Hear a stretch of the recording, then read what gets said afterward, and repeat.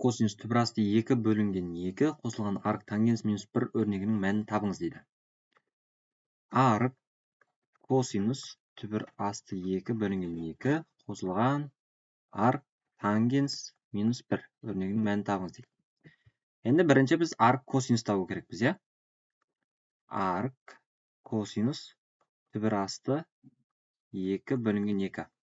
Енді арк косинус дегеніміз, яғни бұл кер функция. Яғни косинус, бұл дегеніміз косинус альфа қанша градуста түбір асты 2 бөлінген 2-ге тең деген сөз. Және де альфамыз, яғни арк косинус болған кезде альфа ол 0 мен пидің аралығында жату керек. Яғни 0-де пиді жауапқа кіреді, иә, радианмен. Енді сонда бұл жерде альфа, яғни 45 градуста түбір асты 2 бөлінген 2-ге тең, иә? Болмаса пи бөлінген 4, иә? Сонда арк косинус түбір асты 2 бөлінген 2 дегеніміз, яғни пи бөлінген 4-ге тең екен.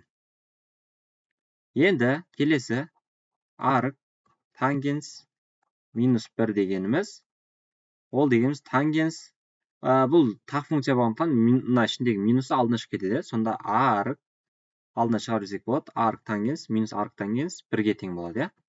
Ал енді арк тангенс 1 деп отырғанымыз, тангенс альфа қай градуста, тангенстің мәні 1-ге тең деген сөз.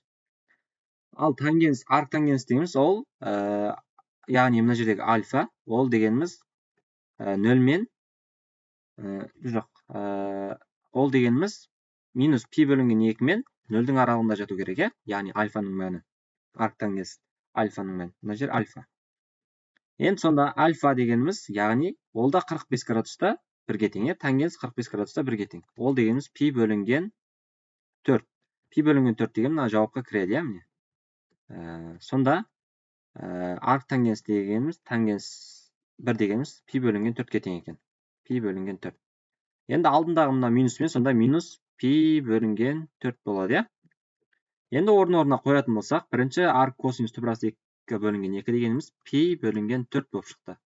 Ал қосылған анау минус пи бөлінген 4 болып шықты, арк тангенс минус 1 дегеніміз. Екен бір-біріне қоссақ, яғни минус болғандықтан жойылып кетеді, 0 болып шығады. Енді жауаптарын А деп тұр, дұрыс жауап А, 0-ге тең.